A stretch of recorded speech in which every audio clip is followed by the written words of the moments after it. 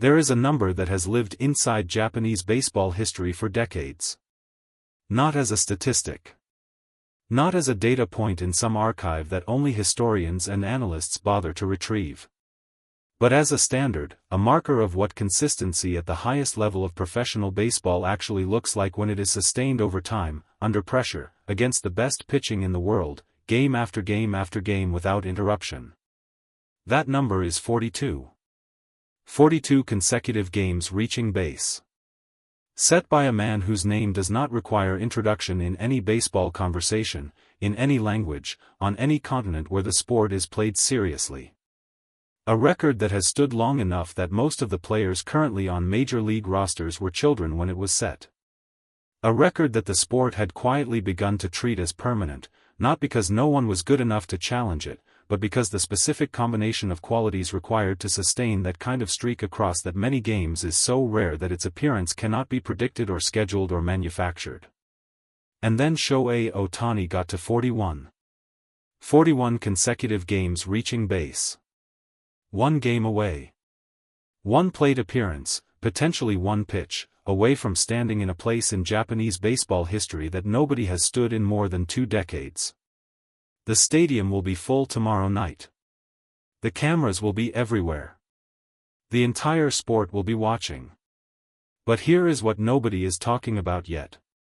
While the record conversation has consumed every broadcast, every press conference, and every corner of baseball's social media, Clayton Kershaw, a man who has seen more elite pitching than almost anyone alive, who has stood on the mound himself in moments that define careers, has been watching Ohtani with a different kind of attention.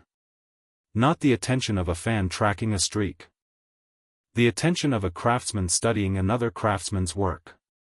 And what Kershaw said, quietly, to people inside the game, was not about the record at all. It was about something in Ohtani's pitching that has changed.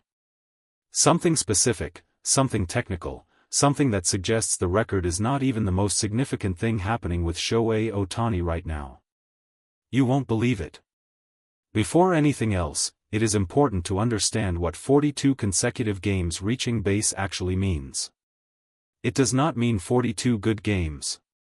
It does not mean 42 games where the conditions were favorable, where the opposing pitching was weak, where the ballpark dimensions worked in his favor. It means 42 games, regardless of conditions, regardless of opponent, regardless of how his body felt or how much pressure was on each individual plate appearance, where he found a way. Every single time. A walk counts. A hit by pitch counts. A single into the shift counts the same as a home run. The record does not care how he got on base. It only cares that he did. That indifference to method is what makes the record both democratic and brutal at the same time. It rewards patience. It rewards discipline. It rewards the ability to read a pitcher's intention before the pitcher has fully committed to it. It rewards, above all else, the kind of consistent mental clarity that does not fluctuate based on external circumstances, the crowd size, the score, the inning, the weight of the moment. Ichiro brought all of those qualities to his streak in a way that redefined what Japanese players could accomplish at the major league level. His streak was not simply a personal achievement. It was a statement about preparation, about professionalism, about the specific kind of intelligence that the sport rewards when it is applied with enough consistency over enough time. Ohtani, standing at 41 consecutive games, is about to make a statement of his own. But the way he is approaching it, the specific habits, the daily preparation, the mental framework he has constructed around each plate appearance during this streak, is something that his teammates have been watching with the same quiet astonishment that characterized Ichiro's era. The numbers within the streak tell one story. The behavior behind the numbers tells another. During these 41 games, Ohtani has not changed his routine. That sentence sounds simple. It is not. Maintaining a consistent routine across 41 consecutive games, through travel, through time zone changes, through the physical demands of also being one of the most effective pitchers in the sport, is a logistical and psychological achievement that most players would find impossible to sustain for half that duration. His pre-game preparation has remained fixed. The timing of his meals, the structure of his warm-up, the sequence of his mental preparation before each plate appearance, all of it has remained exactly as it was before the streak began. He has not added rituals to chase the record. He has not adjusted his approach based on what the streak requires. He has simply continued doing what he was already doing, with the same precision and the same absence of performance anxiety that has defined his entire professional career. Teammates who have been with him throughout the streak describe the experience of watching him prepare for games during this period as almost disorienting in its normalcy.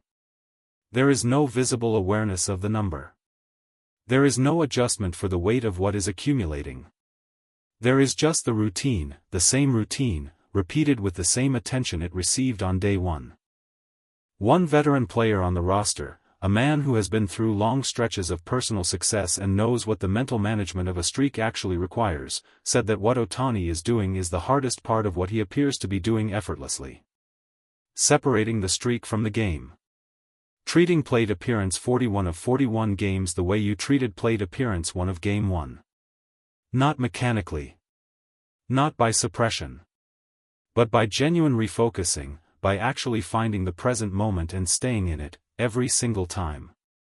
That capacity, more than any physical skill, is what has kept the streak alive. Opposing pitchers have not been passive observers during these 41 games. This is a point that the record conversation tends to underemphasize, because the narrative of a streak naturally gravitates toward the person extending it rather than the people trying to stop it. But the pitchers Ohtani has faced during this period have been studying him as carefully as he has been studying them. They have adjusted. They have experimented. They have tried sequences and locations and velocities that are specifically designed to exploit the patterns they see in his approach. None of it has worked consistently enough to end the streak.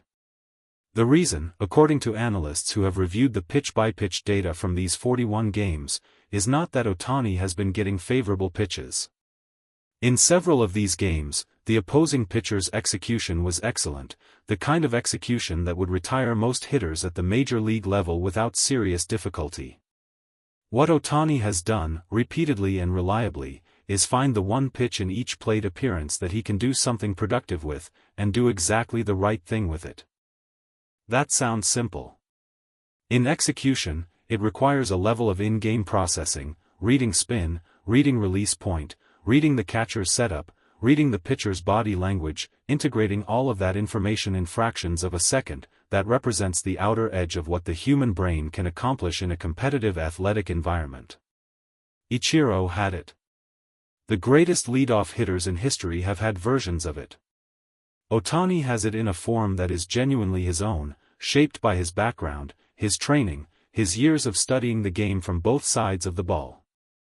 That dual perspective, pitcher and hitter, inhabiting both roles at the elite level, is something Ichiro never had. And it may be the specific ingredient that makes Ohtani's version of this record, if he breaks it tomorrow night, different in kind from the one he is chasing. Clayton Kershaw has earned the right to say whatever he wants about pitching. 3 Cy Young Awards.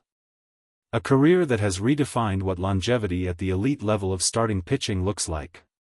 A competitive intelligence that his opponents and his teammates alike have described as operating on a different frequency from most players, not louder, not more demonstrative, but deeper. More thorough. More patient in its conclusions. Kershaw does not offer praise casually.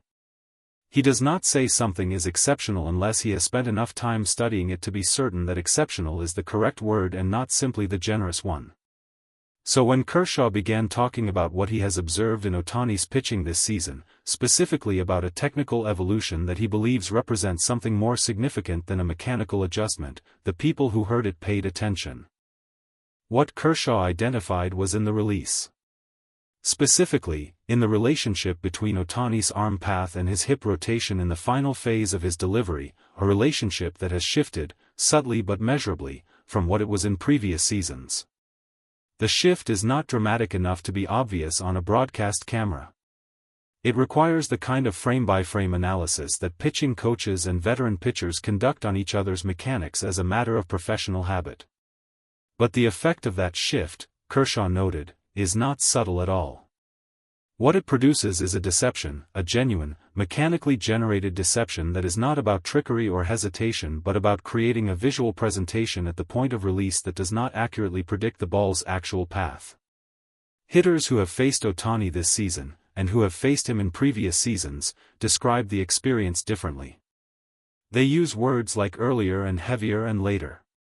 What they are describing, without necessarily knowing the mechanical source of it, is exactly what Kershaw identified. The pitch arrives looking like one thing and behaving like another. And the gap between those two things, the visual promise and the physical reality, has widened this season in a way that Kershaw believes is not accidental. He said, to someone who relayed the conversation afterward, that what Ohtani has done is something that most pitchers spend their entire careers trying to achieve and never fully reach. He has found a way to make his mechanics work against the hitter's eyes. Not by hiding the ball. Not by changing his arm slot. But by achieving a kind of mechanical harmony, between his lower body, his trunk, his arm, that produces release point consistency so precise that the deception becomes inevitable rather than manufactured. Kershaw called it evolved. He used that word specifically. Not improved. Not refined. Evolved, suggesting something qualitatively different from what came before, not simply a better version of the same thing. Coming from Kershaw, that word lands with considerable weight. Here is where the two stories converge. The streak and the pitching evolution are not separate narratives. They are expressions of the same underlying process, a process that has been building quietly, game by game, repetition by repetition, across an entire professional career that began in Japan and has expanded into something that neither Japanese nor American baseball fully owns anymore. Ohtani is not chasing Ichiro's record because he decided to chase it.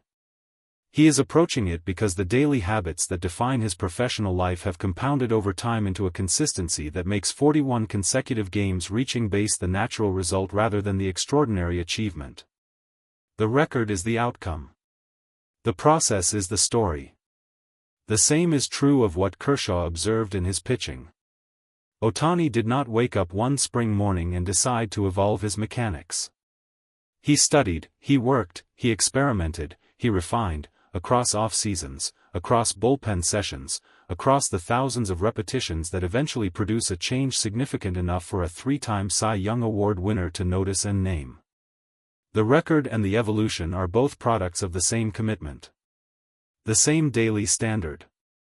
The same refusal to accept last year's version of himself as the ceiling. That is what makes tomorrow night's game about something larger than one number in the record books. The city knows what tomorrow means. The stadium staff has been briefed. The broadcast crews have prepared their packages.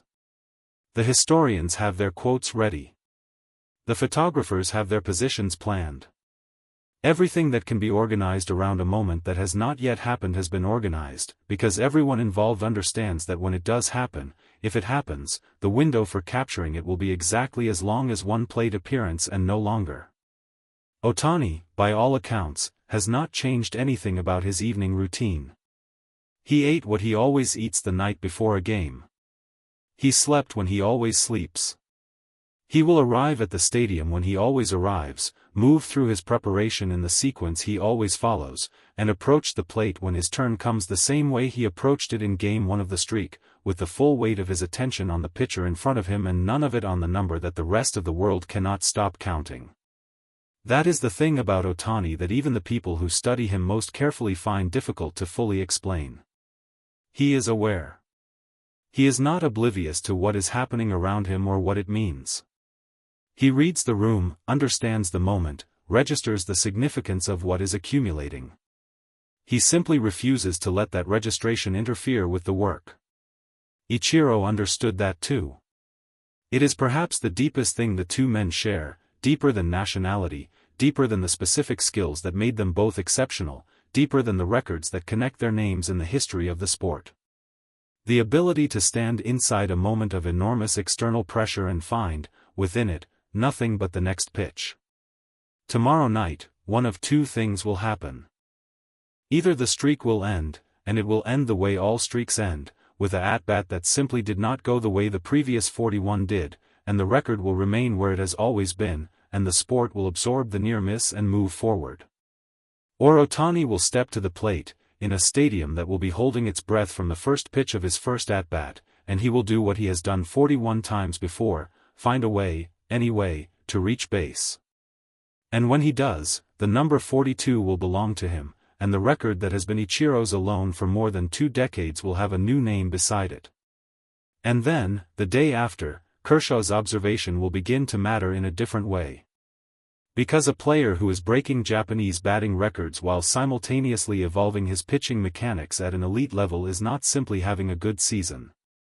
He is expanding the definition of what a baseball player can be, in a direction that the sport has never fully mapped, because no one has gone this far in this direction before. The record tomorrow night is significant. What it represents, what it is a symptom of, is something larger.